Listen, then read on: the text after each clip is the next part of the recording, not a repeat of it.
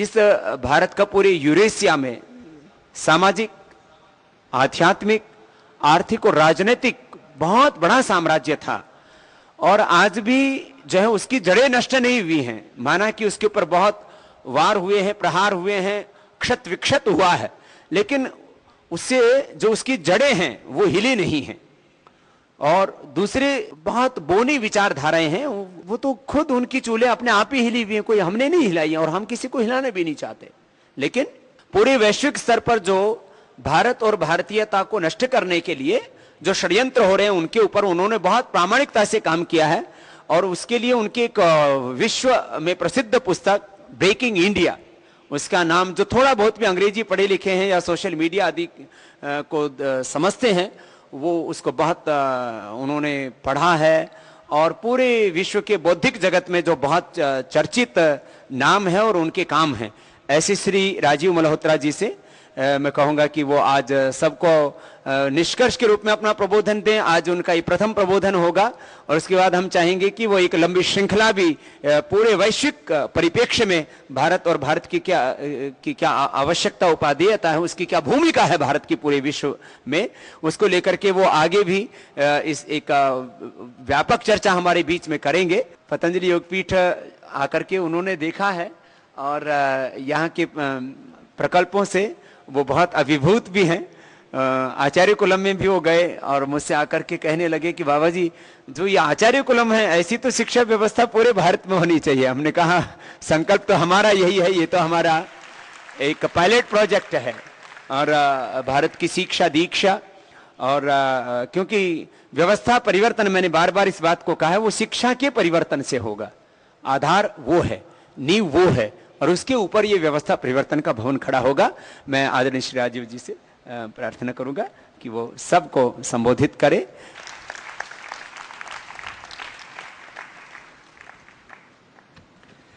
धन्यवाद स्वामी जी।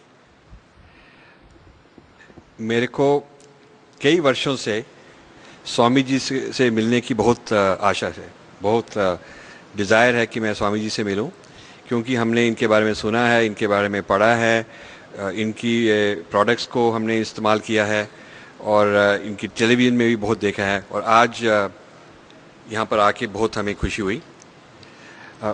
मैं सिर्फ यही कहना चाहता हूँ, थोड़ा सा अपने बारे में बताना चाहता हूँ कि हम भारत में पैदा हुए और 20 साल की उम्र तक हम दिल्ली में रहे, और अंग्रेज़ी माध्यम में हमारी एजुकेशन हुई। हमारे पेरेंट्स ने हमको अंग्रेज़ी स्कूल कॉलेज में भेजा, सेंट स्टीफेंस कॉलेज में भेजा, और उसके साथ ही घर में बहुत हिंदू धर्म और भारतीय संस्कृति के बारे में हमको सिखाया गया।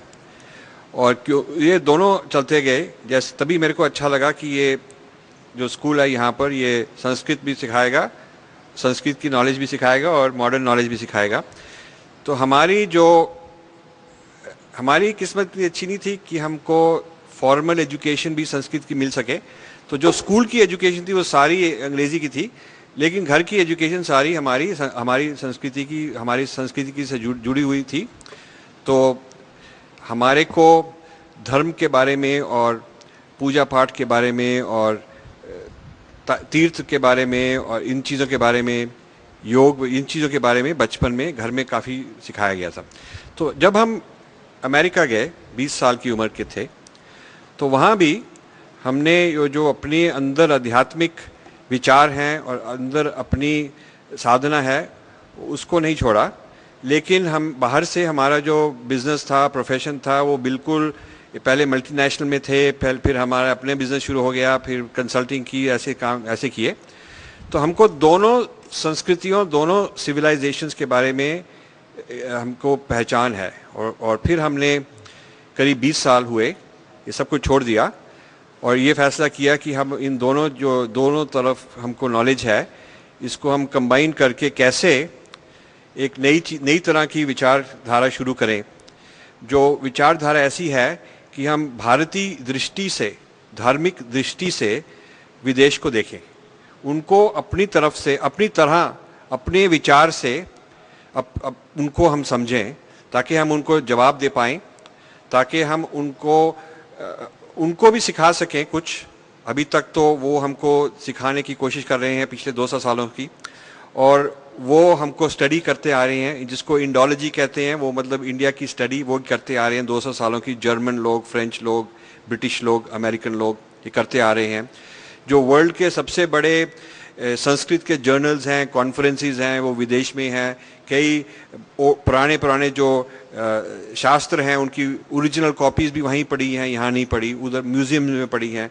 अब ये हमको बहुत अफसोस होता है कि हमको कुछ इंडिया के पुराने शास्त्र के बारे में या पुराने इतिहास के बारे में कुछ ढूंढना हो तो यहाँ लाइब्रेरी में नहीं मिलेगा। वो ब्रिटिश में ईस्ट इंडिया हाउस में मिलेगा या हार्वर्ड लाइब्रेरी में मिलेगा। वहाँ बहुत मुश्किल से कुछ पैसा दे के या कुछ तरीके से निकालना पड़ता है। इंडिया हाउस में कुछ इतने पाउंड्स पर पेज आप स्कैन कर सकते हैं, वो हमारी चीज़ उनके पास पड़ी हुई है।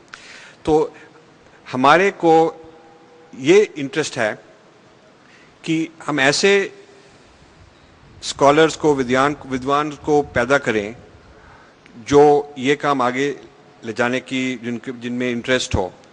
और ये एक दो आदमी का काम नहीं है, 10-15 आदमी का काम नहीं है, ये तो 1000-2000 के बहुत सारे लोग चाहिए होंगे। और इन लोगों को 1-2 पीढ़ियाँ इसी में लगने के बाद ही इसका कुछ असर होगा। तो अभी तक हमने 3 पुस्तकें निकाली हैं, 2 पिछले 2 सालों में, और अभी दिसंबर में एक और निकलेगी, नेक्स्ट ईयर 2 और निकलेंगी। तो इस तरह हमारी करीब 10 पुस्तकें निकलेंगी जो हमारी रिसर्च के बारे में हैं।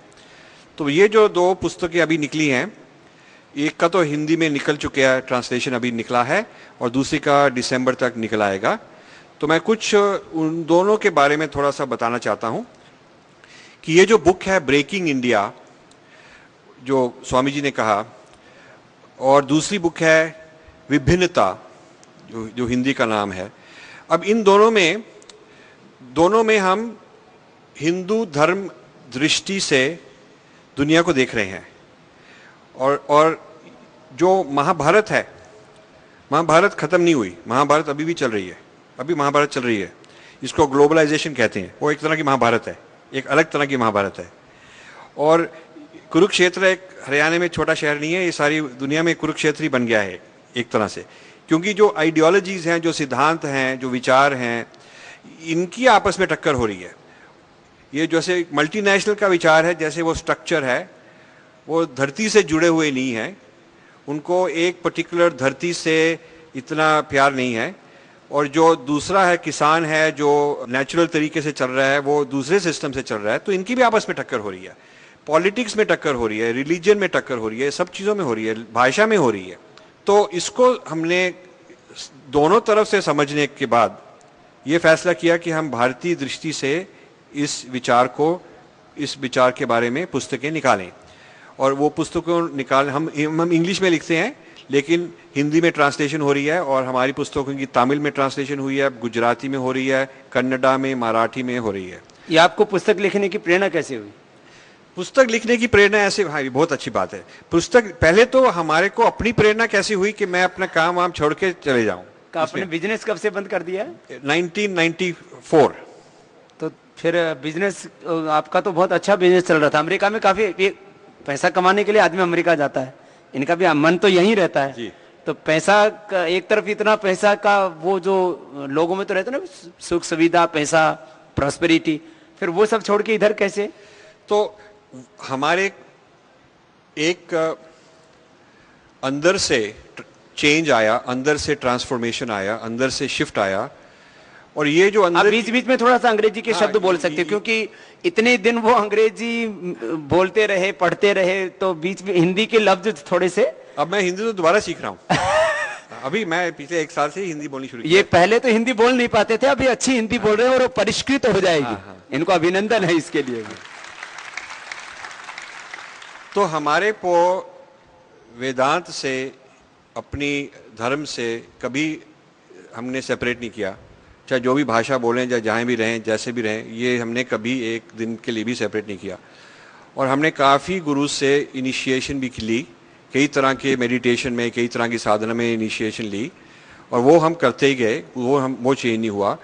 लेकिन 94-95 के टाइम में हमारे लाइफ में कुछ ऐसी चीज़ें आई ऐसे द्वंद्व आए, ऐसी कंफ्यूजन आए, चैलेंजेस भी आए कि जिनके कारण अंदर से जो जवाब आए वो जवाब ये थे कि अब और पैसा कमाने का क्या फ़ायदा और ये बिज़नेस चलाने का क्या फ़ायदा। अंदर से हमारे को कुछ ऐसी आइडियाज़ आ रहे हैं कि हम उनको रिसर्च करने के लिए, उनके पीछे जाने के लिए हमारे में ये प्रेरणा आई। और जब ये प्रेरणा आई, इतनी ज़ोर से आई प्रेरणा कि हमने जब अपने जो हमारे मैनेजमेंट के लोग थे, जो भी अलग अलग कंट्रीज़ में हमारे जो बिज़नेस थे, हमने उनको इकट्ठा करके जब ये बोला कि हम तो ये छोड़ के जा रहे हैं, तो किसी ने ये यकीन भी नहीं किया। सबने कहा ये तो मजाक कर रहा है, ये तो इतना 24/7 चलता रहता है, भागता यहाँ वहाँ, बिल्कुल एम्बिशियस बिजनेस, कितना सक्सेसफुल, ये कैसे क्या बोल रहे हैं, ये तो कभी नहीं करेगा, ये तो कोई या मजाक कर रहा है। किसी ने वो कहा अच्छा तू जाके कोई साइकेट्रिस्ट के पास चले जा, शायद तेरे को कुछ हो गया है। कोई कहता कि तेरे को कोई मिड लाइफ क्राइसिस है, तेरे को छुट्टी चाहिए 1 महीने के लिए, तू रिलैक्स कर ले तो ठीक हो जाएगा, तो पता नहीं वो क्या हो गया। लेकिन वो जो बात आ गई हमारे में, पागलपन लाइलाज हो गया। वो हाँ जी, वो कभी छुट्टी नहीं, वो उसमें हम लगे रहे। पिछले करीब 19-20 साल उसमें हम लगे रहे। और एक बार किसी नए लाइफ में, नए आइडिया में एक बार इतनी पैशन हो जाए, इतना जोर से इंसान चलना शुरू करे, तो फिर जो पहले लाइफ था, ये था वो था, वो तो फिर कुछ भी नहीं रहा, उसमें तो हमारा दिल नहीं रहा। अब जब हम उस तरह के लोगों को मिलते हैं, हम उनकी बात समझ सकते हैं कि कैसे इनमें बहुत एम्बिशन है, तो जितना भी वो कमाते हैं और भी चाहिए, जितने 20 बिजनेस तो 40 चाहिए, हम समझते हैं उनकी बात। लेकिन हम अपने आप को बहुत लकी मानते हैं, बहुत हम किस्मत वाले मानते हैं कि हमारे को ये मौका मिला, हमारे को अच्छे गुरु मिले, हमारे को प्रेरणा आई, हमारे को ये मौके मिले ताकि हम इन चीज़ों से आगे भी जा सके। ये हमारी। तो फिर जब हमने एक फाउंडेशन शुरू की, जिसका नाम है इन्फिनिटी फाउंडेशन, तो उसमें जो हमने कमाए थे, जो हमारे तो हमने उसमें डोनेट करके ये फाउंडेशन चलाई। तो हमने ये सोचा कि हमको अब प्रेरणा आती जाएगी कि कहाँ कहाँ जाना है, क्या क्या करना है। तो पहले हमारा सारा सिस्टम क्लियर नहीं था जैसे अब है। पहले तो हम सिर्फ प्रेरणा करते थे कि अब हमको रास्ता दिखाओ, तो हमको रास्ता जैसे दिखता गया वैसे हम चलते गए। तो पहले अभी हमने 4-5 बार ये हमने फाउंडेशन के विजन जो है, दृष्टि है, वो एडवांस की है, चेंज की है। पहली दृष्टि जो थी, जो सबसे पहली वेबसाइट थी, उसमें लिखा था कि ज्ञान और करुणा, इन दोनों चीज़ों पर हमारा जोर लगेगा। ये हमारी पहली फेज़ 1 कि ज्ञान और करुणा, विजडम और कंपैशन जिसको कहते हैं, इस पर हम काम करेंगे। और जो करुणा है वो तो ये है कि जैसे लोग दान देते हैं, जैसे कोई अस्पताल चलाते हैं, कोई बीमारी का इलाज कराते हैं, उसमें हमने डोनेशंस दी फाउंडेशन ने। और जो ज्ञान था वो एजुकेशन में लग गए। तो इसमें कुछ सालों के बाद हमारा जो स्वभाव है, हमारा जो स्वधर्म है, वो ज्ञान में चला गया। कि ये हमको ये पहले महसूस हुआ कि अमेरिका में जो एजुकेशन सिस्टम है, उसमें भारत के बारे में, हिंदुइज्म के बारे में, धर्म के बारे में ठीक तरह से नहीं सिखाया जा रहा। क्यों नहीं सिखाया जा रहा? तो हमने उस प्रोजेक्ट को पकड़ लिया कि हम इनको ठीक तरह सिखाएंगे और इसके लिए रिसर्च करेंगे कि इनको ये बातें क्यों नहीं पता और क्यों नहीं इनको शौक के ठीक तरह से ये समझ सकें।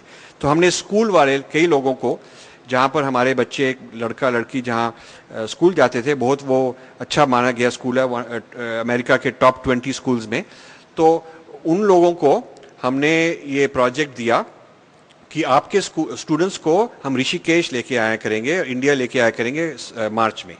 तो पहले हम 20 स्टूडेंट और कई टीचर्स को ले आए, गंगोत्री तक गए, काफ़ी जगह गए। तो उनमें इतना इफेक्ट हुआ, कई स्टूडेंट्स तो वापस जाके बिल्कुल चेंज हो गए, उनकी लाइफ ही बदल गई। तो इस तरह से हमने कई प्रोजेक्ट कॉलेजेस में शुरू किए, स्कूल्स में शुरू किए, और उससे हमको नॉलेज आई कि क्या क्या प्रॉब्लम्स हैं, क्या क्या समस्याएं हैं, और इनके बारे में, इनके मन में क्या क्या विचार हैं जो गलत हैं, जो ठीक होने चाहिए। और वो ये हमने रिसर्च की कि क्या कहाँ पर ये गवर्नमेंट का हाथ है अमेरिका में, कहाँ पर ये सिर्फ ये लोग इग्नोरेंट हैं, इनको पता ही नहीं है, अज्ञानी